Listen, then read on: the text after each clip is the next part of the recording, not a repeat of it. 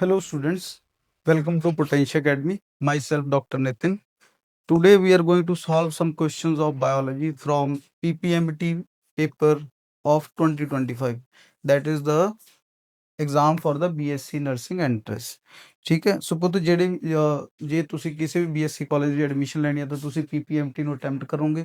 ਉਹਦੇ ਵਿੱਚ ਕੀ ਹੋਏਗਾ, ਇੱਕ ਬਾਇਓ ਦਾ ਪੋਰਸ਼ਨ ਹੋਏਗਾ, ਇੱਕ ਫਿਜ਼ਿਕਸ ਦਾ ਹੋਏਗਾ, ਕੈਮਿਸਟਰੀ ਦਾ ਹੋਏਗਾ ਐਂਡ ਇੱਕ ਨਰਸਿੰਗ ਐਪਟੀਟਿਊਡ ਦਾ ਹੋਏਗਾ। Today we are going to discuss all the biology question from this paper. So one by one ਆਪਾਂ ਇੱਕ ਇੱਕ ਕੁਐਸਚਨ ਸੋਲਵ ਕਰਾਂਗੇ, ਦੈਨ ਉਸ ਤੋਂ ਬਾਅਦ ਆਪਾਂ ਡਿਸਕਸ ਕਰਾਂਗੇ ਵੀ ਕਿੱਦਾਂ ਕਿਹੜੀ ਚੀਜ਼ ਕਿਵੇਂ ਦਾ ਆਨਸਰ ਕੈਲਕੂਲੇਟ ਹੋਇਆ। ਠੀਕ ਹੈ, ਸੋ ਬਾਇਓ ਦੇ ਜਿਹੜੇ ਕੁਐਸਚਨ ਸਟਾਰਟ ਹੁੰਦੇ ਨੇ ਉਹ 41 ਨੰਬਰ ਤੋਂ ਸਟਾਰਟ ਹੁੰਦੇ ਨੇ। ਸੋ ਆਪਾਂ ਪਹਿਲਾ ਕੁਐਸਚਨ ਦੇਖਦੇ ਹਾਂ। A living organism is unexceptionally differentiated from a non living structure on the basis of. ਇਹ ਜਿਹੜੀ ਆਪਣੀ ਐਨਸੀਈਆਰਟੀ ਹੈ ਉਹਦਾ ਫਸਟ ਚੈਪਟਰ ਹੈ ਲਿਵਿੰਗ ਵਰਲਡ, ਉਹਦੇ ਵਿੱਚੋਂ ਆ ਕੁਐਸਚਨ। ਇਹਦਾ ਆਨਸਰ ਪੁੱਤਰ ਆਏਗਾ ਰਿਸਪੌਂਸਿਵਨੈਸ, ਕਿਉਂਕਿ ਜਿਹੜੀ ਨਾਨ ਲਿਵਿੰਗ ਸਟਰਕਚਰਸ ਨੇ ਉਹ ਰਿਸਪੌਂਸਿਵਨੈਸ ਸ਼ੋ ਨਹੀਂ ਕਰਦੀਆਂ, ਲਿਵਿੰਗ ਥਿੰਗਸ ਜਿਹੜੀਆਂ ਨੇ ਰਿਸਪੌਂਸਿਵਨੈਸ ਸ਼ੋ ਕਰਦੀਆਂ ਨੇ। ਨੈਕਸਟ ਹੈ select the pair that consist of viral disease. ਹੁਣ ਇਹਨਾਂ ਦੇ ਵਿੱਚ ਆਪਾਂ ਨੂੰ ਉਹ ਡਿਜ਼ੀਜ਼ ਸਿਲੈਕਟ ਕਰਨੇ ਆ ਜਿਹੜੇ ਵਾਇਰਸ ਨਾਲ ਹੁੰਦੇ ਨੇ। ਠੀਕ ਹੈ, ਹੁਣ ਜਿਵੇਂ ਫਸਟ ਆਪਸ਼ਨ ਦੇ ਰੱਖੀ ਇਹਨਾਂ ਨੇ mumps and smallpox, herpes and influenza. ਇਹ ਚਾਰੇ ਕੀ ਨੇ, ਵਾਇਰਸ ਨਾਲ ਵਾਇਰਲ ਡਿਜ਼ੀਜ਼ ਨੇ। ਕਾਲਰਾ ਤੇ ਟਾਈਫਾਇਡ ਇਹ ਦੋਨੇ ਕੀ ਨੇ, ਬੈਕਟੀਰੀਅਲ ਡਿਜ਼ੀਜ਼ ਨੇ। ਸੋ ਆਪਣਾ ਜਿਹੜਾ ਆਨਸਰ ਹੋ ਜਾਏਗਾ that will be D, which can not be described by floral diagram and floral formula. ਜਦੋਂ ਤੁਸੀਂ ਮਾਰਫੋਲੋਜੀ ਆਫ ਫਲਾਵਰਿੰਗ ਪਲਾਂਟਸ ਪੜ੍ਹਦੇ ਹੋ ਤਾਂ ਉਹਦੇ ਵਿੱਚ ਫਲੋਰਲ ਡਾਇਗਰਾਮ ਦੇਖਦੇ ਹੋ, ਜਿਹਦੇ ਵਿੱਚ ਫਲਾਵਰ ਦੀ ਜਿਹੜੀ ਪ੍ਰੋਪਰਟੀਜ਼ ਨੇ ਉਹਨਾਂ ਨੂੰ ਆਪਾਂ ਇੱਕ ਇਸ ਤਰੀਕੇ ਨਾਲ ਡਾਇਗਰਾਮ ਬਣਾਉਂਦੇ ਹਾਂ ਵੀ ਉਹ ਆਪਾਂ ਦੇਖ ਕੇ ਦੱਸ ਸਕੀਏ ਵੀ ਫਲਾਵਰ ਦੀਆਂ ਪ੍ਰੋਪਰਟੀਜ਼ ਕੀ ਨੇ। ਸੋ ਫਲੋਰਲ ਜਿਹੜੀ ਡਾਇਗਰਾਮ ਹੈ ਉਹ ਸਿਮੈਟਰੀ ਵੀ ਸ਼ੋ ਕਰਦੀ ਹੈ ਫਲਾਵਰ ਦੀ, ਐਸਟੀਵੇਸ਼ਨ ਵੀ ਸ਼ੋ ਕਰਦੀ ਹੈ, ਪਲੱਸ ਐਡੀਸ਼ਨ ਵੀ ਸ਼ੋ ਕਰਦੀ ਹੈ, ਬਟ ਟਾਈਪ ਆਫ ਵੇਨੇਸ਼ਨ ਨਹੀਂ ਸ਼ੋ ਕਰਦੀ, ਕਿਉਂਕਿ ਟਾਈਪ ਆਫ ਵੇਨੇਸ਼ਨ ਕਿਹਦਾ ਪਾਰਟ ਹੈ, ਲੀਵਸ ਦਾ ਪਾਰਟ ਹੈ। ਸੋ ਆਨਸਰ ਤੁਹਾਡਾ ਕੀ ਹੋ ਜਾਏਗਾ, D. Next is conjoint and closed vascular bundles are found in. ਆਪਾਂ ਨੂੰ ਪਤਾ ਵੀ ਕੰਜੁਆਇੰਟ ਤੇ ਕਲੋਜ਼ਡ ਵਸਕੂਲਰ ਬੰਡਲ ਨੇ ਜਿਹੜੇ ਮੋਨੋਕੋਟ ਹੈ ਉਹਨਾਂ ਦੀ ਸਟੈਮ ਦੇ ਵਿੱਚ ਪਏ ਹੁੰਦੇ ਨੇ। ਸੋ ਇਹਦੇ ਵਿੱਚ ਜਿਹੜਾ ਆਪਣਾ ਆਨਸਰ ਹੈ that will be your B, maize stem, because maize is a monocot. Next is cardiac muscles are different from voluntary muscles as they are. ਇਹ ਤਾਂ ਆਪਸ਼ਨ ਪੜਨ ਦੀ ਵੀ ਲੋੜ ਨਹੀਂ ਹੈਗੀ, ਇਦਾਂ ਹੀ ਹੈ। ਕਾਰਡੀਅਕ ਮਸਲਸ ਡਿਫਰੈਂਟ ਹੁੰਦੇ ਨੇ ਵੋਲੰਟਰੀ ਮਸਲਸ ਤੋਂ, ਕਿਉਂ? ਕਿਉਂਕਿ ਇਹ ਇਨਵੋਲੰਟਰੀ ਹੁੰਦੇ ਨੇ, ਆਪਣੇ ਕੰਟਰੋਲ ਦੇ ਵਿੱਚ ਨਹੀਂ ਹੁੰਦੀਆਂ। ਨੈਕਸਟ ਆ ਜਾਓ centrosome. This is the question from cell, the functional unit of life. Centrosome is found in, we know that centrosome play a crucial role in the division of the cell. So centrosome ਜਿਹੜੇ ਪਏ ਹੁੰਦੇ ਨੇ ਪੁੱਤੋ cytoplasm 'ਚ ਪਏ ਹੁੰਦੇ ਨੇ। ਠੀਕ ਹੈ, so this is the answer. Next question ਦੇਖਦੇ ਆਪਾਂ 47। 47 ਕੀ ਹੈ, the number of chromosome is reduced to half। ਆਪਾਂ ਨੂੰ ਪਹਿਲੀ ਗੱਲ ਤਾਂ ਇਹ ਪਤਾ ਹੈ ਵੀ ਜਿਹੜੇ ਕ੍ਰੋਮੋਸੋਮ ਨੰਬਰ ਨੇ ਉਹ ਹਾਫ ਕਿੱਥੇ ਹੁੰਦੇ ਨੇ, ਉਹ ਮਿਓਸਿਸ ਦੇ ਵਿੱਚ ਹੁੰਦੇ ਨੇ। ਠੀਕ, ਮਿਓਸਿਸ ਜਿਹੜੀ ਫਸਟ ਡਿਵੀਜ਼ਨ ਹੈ ਉਹਨੂੰ ਆਪਾਂ ਬੋਲਦੇ ਹਾਂ ਰਿਡਕਸ਼ਨਲ ਡਿਵੀਜ਼ਨ, ਜਿਹੜੀ ਸੈਕੰਡ ਡਿਵੀਜ਼ਨ ਹੈ ਉਹਨੂੰ ਆਪਾਂ ਬੋਲਦੇ ਹਾਂ ਇਕੁਏਸ਼ਨਲ ਡਿਵੀਜ਼ਨ। ਸੋ ਫਸਟ ਦੇ ਵਿੱਚ ਕੀ ਹੋਇਆ, ਰਿਡਕਸ਼ਨਲ ਡਿਵੀਜ਼ਨ ਹੋ ਰਹੀ ਹੈ, it means the number of chromosome reduced to half, so the answer will be meiosis 1। ਮਿਓਸਿਸ 2 ਨਹੀਂ ਹੋਏਗੀ ਕਿਉਂਕਿ ਇਕੁਏਸ਼ਨਲ ਡਿਵੀਜ਼ਨ ਹੈ, ਸੇਮ ਰਹਿਣਗੇ। ਮਾਈਟੋਸਿਸ ਦੇ ਵਿੱਚ ਤਾਂ ਹੁੰਦਾ ਹੀ ਨਹੀਂ ਹੈ reduction of chromosome. Got it, so answer will be C. Next question ਦੇਖਦੇ ਹਾਂ। Next question is 48, during photorespiration there occurs। ਇਹ ਆਪਾਂ ਨੇ ਪੜਿਆ ਹੋਇਆ respiration, sorry this question is from photosynthesis chapter. Photosynthesis ਦੇ ਆਪਾਂ ਨੇ ਦੇਖਿਆ ਵੀ ਜਦੋਂ ਪਲਾਂਟਸ ਨੂੰ ਕਾਰਬਨ ਡਾਈਆਕਸਾਈਡ ਜ਼ਿਆਦਾ ਮਿਲਣ ਲੱਗ ਜਾਂਦੀ ਹੈ, ਠੀਕ, ਉਦੋਂ ਉਹ ਕੀ ਕਰਦਾ ਹੁੰਦਾ ਹੈ, ਆਕਸੀਜਨ ਪ੍ਰੋਡਿਊਸ ਕਰਦਾ ਹੁੰਦਾ ਹੈ। ਬਟ ਇਹਦੇ ਵਿੱਚ ਕੀ ਹੁੰਦਾ ਰਾਜੀ, ਆਪੋਜ਼ਿਟ ਹੋਣਾ ਸਟਾਰਟ ਹੁੰਦਾ ਵੀ ਜਦੋਂ એનર્ਜੀ ਬਣ ਰਹੀ ਹੁੰਦੀ ਹੈ photo respiration time, photo respiration ਦੇ ਵਿੱਚ ਉਹ ਚੀਜ਼ ਯੂਟਿਲਾਈਜ਼ ਹੋਣਾ ਸਟਾਰਟ ਹੋ ਜਾਂਦੀ ਹੈ। ਠੀਕ ਹੈ, ਸੋ ਆਪਸ਼ਨ ਦੇਖ ਲੈਣਾ, ਸਿੰਥੇਸਿਸ ਆਫ ਸ਼ੂਗਰ ਗਲਤ, ਫੋਟੋਸਿੰਥੇਸਿਸ ਦਾ ਪਾਰਟ ਹੈ। Utilisation of ATP, yes this can be the answer. Synthesis of ATP ਇਹ ਨਹੀਂ ਹੁੰਦਾ, ਇਹ ਵੀ ਨਹੀਂ ਹੁੰਦਾ, ਇਹ ਵੀ ਨਹੀਂ ਹੁੰਦਾ, ਇਹ ਤਿੰਨੇ ਚੀਜ਼ਾਂ ਫੋਟੋਸਿੰਥੇਸਿਸ ਹੁੰਦੇ ਨੇ। So option B will be your answer, utilisation of ATP occurs in the photorespiration. Next question देखते रहिए, during complete metabolism of glucose the number of ATP is form. ये सारा कुछ ਜਿਹੜੀਆਂ ਤੁਸੀਂ ਪੜੀਆਂ ਨੇ, glycolysis, then link reaction, then Krebs cycle, ਠੀਕ ਹੈ, ਉਹ ਸਾਰਿਆਂ ਨੂੰ ਮਿਲਾ ਕੇ ਆਪਾਂ ਦੇਖਦੇ ਹਾਂ ਵੀ there are total 38 ATPs formed from a complete metabolism of glucose molecule। next one is to speed up the malting process in brewing industry, the growth hormone is used। ਇਹ ਸਿੰਪਲ ਕ੍ਰੈਮਿੰਗ ਵਾਲਾ पोर्शन है राजे gibberellin acid gibberellin ਤੁਹਾਨੂੰ plant hormone ਦਾ ਪਤਾ ਹੋਣਾ ਚਾਹੀਦਾ ਜਿਹੜੇ ਬਰੀਇੰਗ industry ਦੇ ਵਿੱਚ ਯੂਜ਼ ਹੁੰਦਾ ਹੈ next one is oxygen dissociation curve breathing and respiration chapter ਦੇ ਵਿੱਚੋਂ ਆਪਾਂ ਨੂੰ ਪਤਾ ਵੀ ਜਿਹੜੀ ਆਕਸੀਜਨ ਡਿਸੋਸੀਏਸ਼ਨ ਕਰਵ ਹੈ it always look like this so sigmoid will be the answer. Next one is 52 the removal of calcium from the freshly collected blood would ਆਪਾਂ ਨੂੰ ਪਤਾ ਹੈ ਕੈਲਸ਼ੀਅਮ ਦਾ ਜਿਹੜਾ ਰੋਲ ਹੈ ਉਹ ਕੀ ਹੈ ਬਲੱਡ ਕਲੌਟਿੰਗ ਦੇ ਵਿੱਚ ਰੋਲ ਹੁੰਦਾ ਸੋ ਆਨਸਰ ਵਿਲ ਬੀ ਜੇਕਰ ਕੈਲਸ਼ੀਅਮ ਨੂੰ ਆਪਾਂ ਰਿਮੂਵ ਕਰ ਦਿੰਦੇ ਹਾਂ ਤਾਂ ਬਲੱਡ ਕਲੌਟ ਨਹੀਂ ਹੋਏਗਾ ਸੋ ਪ੍ਰੀਵੈਂਟਿੰਗ clotting is the answer.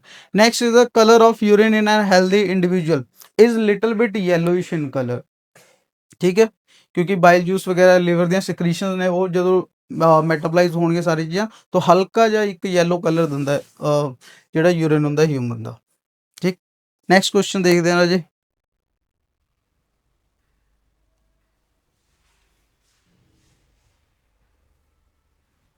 हाँ जी next question is that is question number 54 in humans at the end of first meiotic division and पूछे राजे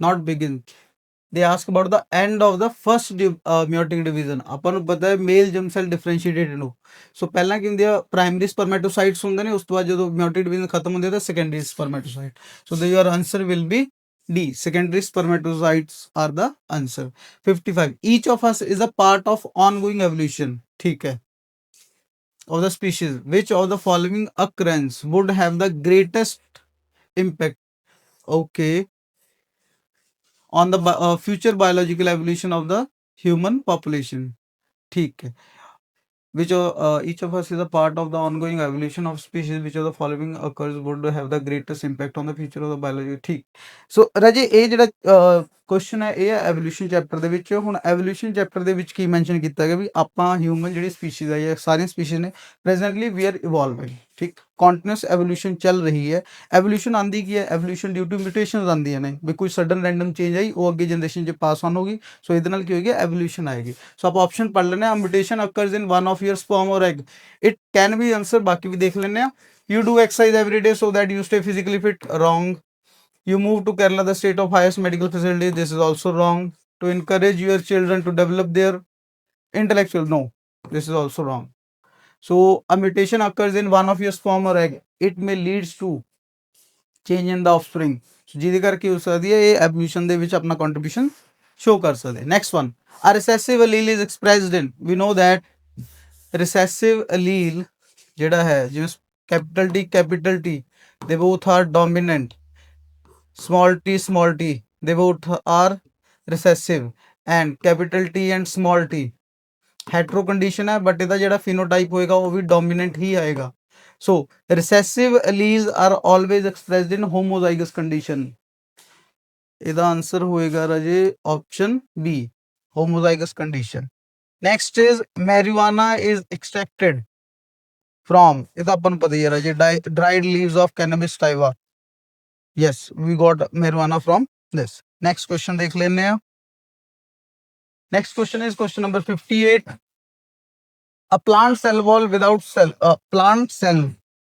cell wall ठीक है ਉਹਦੀ ਰਿਮੂਵ ਕਰ ਦਿੱਤਾ ਉਹ ਕੀ ਹੋਏਗਾ प्रोप्लास्ट होगा नहीं प्रोटोप्लास्ट होगा yes न्यूक्लियोप्लाज्म नहीं एक्सप्लांट is also नहीं so option B will be your correct answer so let's move to the next question number 59 conservation of species in their natural habitat मतलब ਆਪਾਂ ਲੈਬ ਦੇ ਵਿੱਚ ਨਹੀਂ ਕਰ ਰਹੇ ਠੀਕ ਹੈ in their natural habitat is known as ex situ ਠੀਕ ਹੈ in situ ਕੀ ਹੋਏਗਾ ਜਦੋਂ ਲੈਬ ਦੇ ਵਿੱਚ ਤੁਸੀਂ ਕਰ ਰਹੇ ਹੋ ex situ is your answer next question will be नहीं नहीं नहीं सॉरी ये गलत हो गया थोड़ा पुत्र conservation of species in their natural lab that is in situ हाँ in their natural condition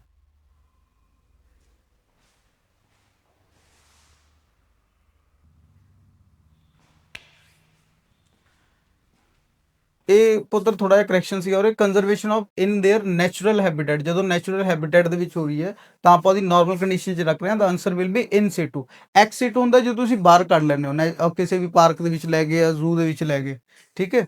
which of these is not a part of physical environment? Physical environment, temperature is the part, light is the part, organism is not the part, humidity is the part. So not part pucha, the answer will be option C. But it, ਸੋ ਇਦਾਂ ਦੇ simple questions ਆਉਂਦੇ ਨੇ bio ਦੇ, ਬਹੁਤ ਹੀ simple ਹੈ, ਕੋਈ ਬਹੁਤਾ hectic ਨਹੀਂ ਹੈਗਾ ਐਂਡ ਸੋ ਔਨ, ਬੜੇ ਆਸਾਨੀ ਨਾਲ ਹੋ ਸਕਦਾ। ਤੁਸੀਂ ਥੋੜਾ ਜਿਹਾ ਜੇਕਰ ਐਨਸੀਈਆਰਟੀ ਨੂੰ ਲਾਈਨ ਬਾਈ ਲਾਈਨ ਆਰਾਮ ਨਾਲ ਪੜ੍ਹ ਲੈਂਦੇ ਹੋ, ਚੀਜ਼ਾਂ ਯਾਦ ਕਰ ਲੈਂਦੇ ਹੋ ਥੋੜ੍ਹੀਆਂ ਬਹੁਤੀਆਂ, so this exam will be quite easier for you, ठीक। So all the best to all of you.